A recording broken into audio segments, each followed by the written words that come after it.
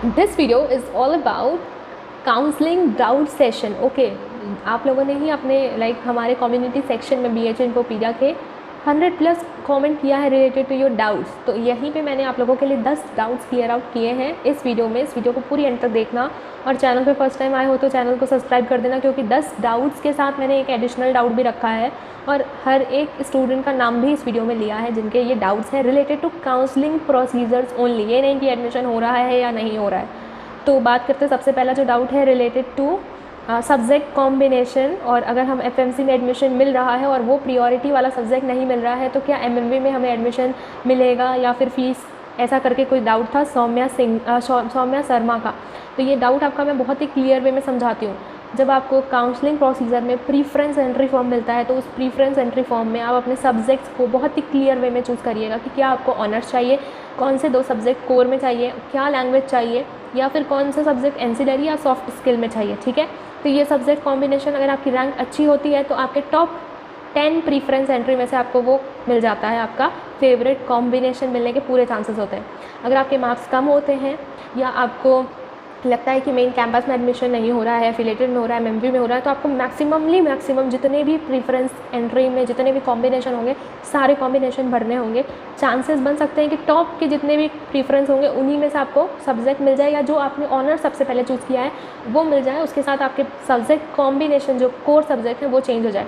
और यहाँ पे जो आपका दूसरा सवाल मुझे समझ आ रहा है कि अगर हम FMC में एडमिशन ले लेते हैं और फिर MMV का कॉल लेटर या MMV में भी मुझे चांस मिल रहा है एडमिशन का, तो ये चीज़ के लिए आपको एक और प्रीफ्रेंस एंट्री फॉर्म मिलता है कि आपको मेन कैंपस में एडमिशन चाहिए या आपको MMV में एडमिशन चाहिए या आपको एफिलेटेड में एडमिशन चाहिए। उसके लिए अभी आपको रैंकिंग करनी होती है अपने हिसाब से। तो चांसेस बन सकते हैं कि आपको दोनों का कॉल लेटर या दोनों की काउंसलिंग साथ में ही हो जाए, मेन कैंपस की, MMV की, मेन कैंपस की या फिर एफिलेटेड की। तो कोर्स एलोकेशन में जब आपके पास लिख कर आ जाता है कि ये सब्जेक्ट कॉम्बिनेशन है, ठीक है, और यहाँ पे एडमिशन हो रहा है, या तो आप उसको अलॉट का ऑप्शन आ गया तो आपको पेमेंट करनी होगी, या तो आप पेमेंट करने के बाद उसको अपग्रेड के लिए रख सकते हो। वो मैं तभी वीडियो बनाऊंगी जब वो काउंसलिंग प्रोसीजर होगा। पेमेंट करने के बाद भी आपके पास ऑप्शन आ सकता है कि you want to upgrade it, मतलब कि FMC से आपको MMV में जाना है तो अपग्रेड एक लिख कर आएगा ना, तो अपग्रेड पे अगर आप क्लिक कर दोगे तो वो MMV में भी हो सकता है, और वो सब्जेक्ट कॉम्बिनेशन में भी चेंजेस आपको देखने को मिल सकता है अगर वो अपग्रेड हो जाता है तो। और ऐसा ही अपग्रेड आपको एफिलेटेड से मेन कैंपस के पेड सीट्स के लिए भी अपग्रेड का ऑप्शन आपको मिल सकता है। ठीक है, और इवन आपको एफिलेटेड में अगर आपका पेड पे एडमिशन हो रहा है तो रेगुलर सीट के लिए भी अपग्रेड का ऑप्शन आ सकता है, या सब्जेक्ट कॉम्बिनेशन चेंज करने के लिए अपग्रेड का ऑप्शन आ सकता है जब आप फ़ीस पेमेंट कर देते हो। और इफ़ इन केस अगर आप फ़ीस पेमेंट कर देते हो मेन कैंपस या कहीं की भी और आपके पास अपग्रेड हो जाता है दूसरी जगह पे, तो आपकी फ़ीस या तो ट्रांसफ़र हो जाएगी वहाँ पे, नहीं तो आपको फ़ीस दोबारा पेमेंट करनी होगी और आपको रिफ़ंड आ जाएगा। तो यहाँ पे मैंने आपका सौम्या शर्मा का डाउट पहले क्लियर आउट कर दिया, और अगर आपके भी डाउट ऐसे ही होंगे तो इस वीडियो को कंटिन्यूअस देखना, बहुत सारे डाउट्स लेकर आई हूँ, और शेयर भी करना। नेक्स्ट डाउट है आपका श्रुति ओझा।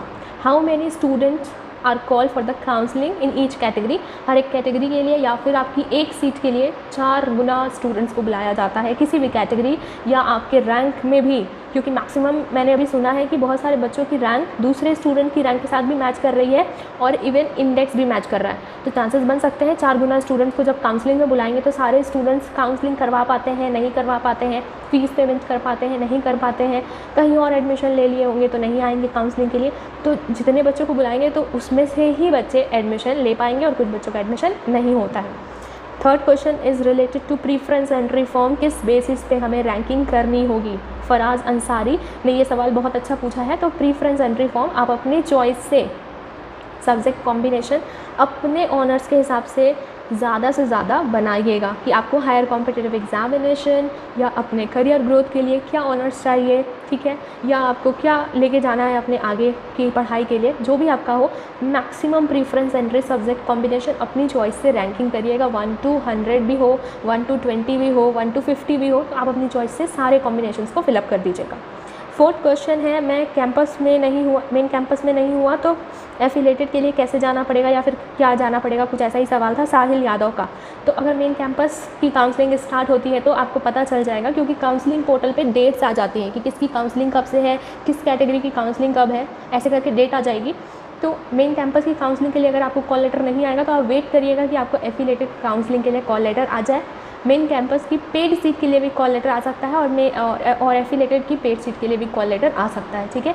नहीं तो मेन कैंपस की काउंसलिंग में एफिलेटेड का भी काम होता है, ठीक है। तो ये चीज़ का आपका डाउट क्लियर आउट हो गया, आपको खुद ही पता चल जाएगा क्योंकि काउंसलिंग पोर्टल पे सारी चीज़ें रहती है, सब स्टूडेंट्स के बारे में नहीं लेकिन उनकी रैंक्स के अकॉर्डिंग और उनकी कैटेगरी के अकॉर्डिंग वहाँ पे सारी चीज़ें मेंशन रहती है। फिफ्थ क्वेश्चन जिनका है मुझे उनका नाम नहीं पता क्योंकि वो किसी अदर लैंग्वेज में था। माइग्रेशन और सर्टिफिकेट से रिलेटेड अगर हमारे पास नहीं है कोई एक सर्टिफिकेट या 2 सर्टिफिकेट या डिगी लॉकर वाला भी सवाल बहुत आ रहा है, तो डिगी लॉकर वाला भी आप निकाल के ले जा सकते हो और उसके लिए भी अंडरटेकिंग फॉर्म फिलअप कर सकते हो। ऑनलाइन काउंसलिंग में भी आपके पास अगर कोई डॉक्यूमेंट नहीं है तो आप अंडरटेकिंग यूज़ कर सकते हो। और ये फॉर्म कहाँ मिलेगा, जब आपकी काउंसलिंग स्टार्ट हो जाएगी तो आपको ये फॉर्म BHN को PDF खुद ही प्रोवाइड कर देगा, नहीं तो आपको खुद ब खुद भी मिल जाएगा, आपको डाउनलोड करना होगा, ठीक है। और इस अंडरटेकिंग फॉर्म का कोई प्राइस नहीं रहता, इसके लिए भी आप परेशान नहीं होंगे। और अगर आप ऑफलाइन काउंसलिंग के लिए जाते हो तो 10 से 15 रुपये आपके अंडरटेकिंग फॉर्म के शायद लगेंगे, मुझे इतना याद नहीं है।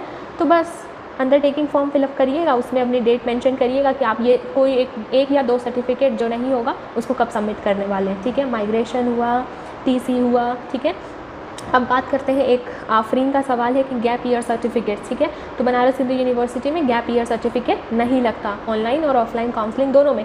लेकिन ऑफलाइन काउंसलिंग में आपसे कोई पूछ सकता है कि क्यों गैप लिया, तो आप अपना मेडिकल इशू, फाइनेंशियल इशू, जो भी प्रॉब्लम होगी वो प्रॉब्लम उनसे बता सकते हैं अपने प्रोफेसर से। नेक्स्ट क्वेश्चन है एंटी रैगिंग फॉर्म से रिलेटेड अदिति का। तो ये एंटी रैगिंग फॉर्म भी आपको अंडरटेकिंग फॉर्म के साथ मिलता है और सबको फिलअप करना होता है, that is compulsory for all. Okay, now subscribe to BHN Popedia and ask your juniors to subscribe also, कि उनकी प्रिपरेशंस में हम हेल्प करेंगे। जैसे मैं एक एक कमेंट को पिक करके आपके डाउट सॉल्व कर रही हूँ, तो सोचो उनकी प्रिपरेशंस में उनको कितना हेल्प कर सकूँगी। इसके लिए आप BHN Popedia को सपोर्ट करिए और अपने जूनियर्स को बताइए। तो एंटी रैगिंग फॉर्म सबको भरना होगा और वो अंडरटेकिंग फॉर्म के साथ मिल जाएगा, ठीक है। एग्री पंकज राजपूत का जो सवाल है एफिलेटेड और मेन कैंपस का डिफरेंस, तो मैं सबसे पहले मेन कैंपस की तारीफ़ में आपको कुछ शब्द बता दूंगी, फिर एफिलेटेड की तारीफ़ में कुछ शब्द बताऊंगी, क्योंकि मुझे नेगेटिव पॉइंट्स कहाँ नज़र आएंगे वो भी मैं बता दूंगी, मतलब नज़र आते हैं। तो मेन कैंपस की जो फीस स्ट्रक्चर से बात करते हैं तो वो एफिलेटेड के कंपैरिजन में बहुत ही कम है, और एफिलेटेड की फ़ीस स्ट्रक्चर आपकी जो है वो थोड़ी सी ज़्यादा है। लेकिन एफिलेटेड में फ़ीस के अलावा फैसिलिटीज़ थोड़ी सी कम है, बट मेन कैंपस में फ़ीस आपकी कम है लेकिन फैसिलिटीज़ आपकी ज़्यादा है। इस चीज़ का आप ध्यान दीजिएगा। मेन कैंपस में आपको स्पोर्ट्स की फैसिलिटी, को करिकुलर एक्टिविटीज़ की फैसिलिटी, हॉस्टल के खाने की फैसिलिटी, साथ ही साथ वाईफाई 24/7, लाइब्रेरी की फैसिलिटी, मतलब बहुत सारी फैसिलिटी है। और MMB स्टूडेंट्स को भी ये फैसिलिटीज़ प्रोवाइड की जाती है। और एफिलेटेड की बात करें तो उनके कैंपस में जितनी फैसिलिटीज़ हैं, बस हो, लाइब्रेरी हो या स्पोर्ट्स हो, वो फैसिलिटीज़ आपको मिल जाती हैं। प्रोफेसर्स की बात करें तो प्रोफेसर्स की बात करें तो जो प्रोफेसर JRF क्वालिफाइड होंगे, PhD किया होगा या कर रहे होंगे, इतने हाईली क्वालिफाइड प्रोफेसर आपको पढ़ाएंगे दोनों जगह। 75% अटेंडेंस कंपलसरी है दोनों जगह। बनारस हिंदू यूनिवर्सिटी के मेन कैंपस जो कि लंका पे स्थित है, वहीं पे आपका एग्जामिनेशन होगा। और एफिलेटेड कॉलेज का भी एग्जामिनेशन मेन कैंपस में होगा। और एफिलेटेड कॉलेज कहाँ पे स्थित है, तो वो बनारस में ही स्थित है, 10 किलोमीटर्स के अंदर में, बनारस BHU से 10 किलोमीटर के अंदर में। राजीव गांधी साउथ कैंपस की फ़ीस स्ट्रक्चर वो 20,000 से एबव है, लेकिन वो बनारस से 60 to 65 किलोमीटर्स दूर है, वहाँ पे हॉस्टल की भी सुविधाएं मिल जाती हैं। एफिलेटेड में आपके 2 ही हॉस्टल, मतलब 2 ही कॉलेज में हॉस्टल हैं, BCW VKM में। और अब क्या ही आपको मैं बताऊं, सारी तो चीज़ें बता दी। आपको मेन कैंपस की ही डिग्री BHU लिखा हुआ डिग्री मिलेगा, BHU लिखा हुआ रिजल्ट मिलेगा। तो शॉर्ट में मैंने आपको मैक्सिमम चीज़ें बता दी, ठीक है।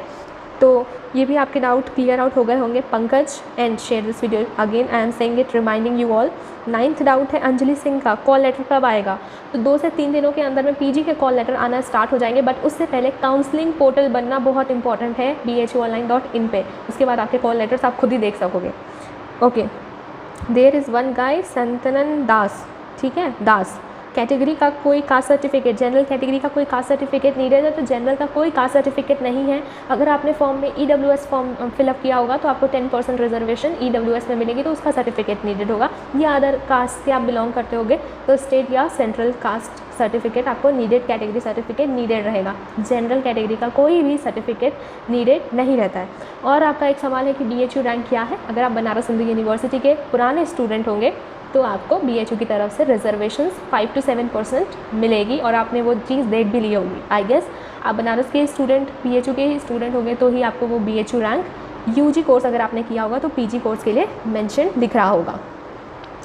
अब एक और मैंने सवाल ले लिया है शुभम करने के लिए 11 कृष्णकांत तिवारी। मैसेज क्या सबको आता है काउंसलिंग का? तो ये बता दूं, मैसेज मैक्सिमम स्टूडेंट्स को गया है। अगर आपके पास नहीं भी आया तो टेंशन मत लीजिए, ऐसा नहीं है। रूबी का एक सवाल था कि मैसेज आया है तो इसका मतलब एडमिशन होगा। तो रूबी, ऐसा बिल्कुल भी नहीं है कि मैसेज आया है या कॉल लेटर आ जाएगा तो आपका एडमिशन होगा, नहीं।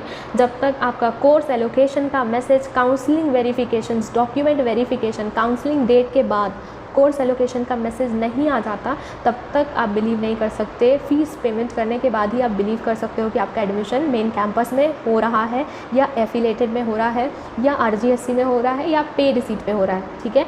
मैसेज आना, कॉल लेटर आना is not your admission is going to be like you are going to be admitted, ठीक है। और अगर मैसेज नहीं भी आया है, मेल नहीं भी आया है, तो नेटवर्क इशू या कोई ग्लिच होगी या आपने उस नंबर को नहीं चेक किया होगा जहाँ पे मैसेज गया होगा या आपसे मिस हो गया होगा, कुछ भी हो सकता है। तो मैसेज नहीं आना is not a big deal. Maximum students को मैसेज गया है, जिनका कम मार्क्स है उनको भी गया है, जिनका हाई मार्क्स है उनको भी गया है। या हो सकता है कि आपके हाई मार्क्स हो और आपको मैसेज नहीं गया हो। तो जब काउंसलिंग पोर्टल बन जाता है BHU का, BHUonline.in पे काउंसलिंग 2021 करके पोर्टल बन जाएगा, तो आप अपने एप्लीकेशन नंबर और पासवर्ड से इसको चेक कर लीजिएगा, वेरी सिंपल। अब बात करते हैं एक और क्वेश्चन, बहुत सारे स्टूडेंट्स का तो नहीं, पीजी स्टूडेंट्स का है, बट यूजी स्टूडेंट्स यहाँ तक वीडियो देख लिए हैं तो वीडियो को शेयर करके सब्सक्राइब करके चैनल को अब यहाँ से जा सकते हैं, ठीक है। कृतेश सिंह का जो सवाल है वो GDPI राउंड से रिलेटेड है। पीजी स्टूडेंट्स को बुलाया जाता है GD ग्रुप डिस्कशन और पर्सनल इंटरव्यू के लिए, तो ये कैसे पता चलेगा? इसके लिए भी आपको मेल आएगा और इवन आपके कॉल लेटर में, अगर ऑफलाइन होता है ये राउंड तो आपको GDPI राउंड के लिए वेन्यू के साथ, डॉक्यूमेंट्स के साथ आपको उस वेन्यू पे जाना होगा। और ये चीज़ अगर ऑनलाइन होती है तो ये चीज़ आपकी जूम मीटिंग या फिर गूगल मीट पे होगी, इतना परेशान होने की बात नहीं है। कॉल लेटर आएगा तो आप ज़्यादा परेशान होइएगा कि कॉल लेटर से रिलेटेड कोई डाउट हो या अदर अब इसके पास कोई डाउट हो तो वो आप कॉमेंट सेक्शन में मेंशन कर सकते हैं। यहाँ तक वीडियो यहाँ तक देखने के लिए, डाउट्स क्लियर आउट होने के बाद भी कोई डाउट होगा तो कमेंट में बताना, मैं आपकी वहाँ पे अब हेल्प कर दूँगी। Signing off.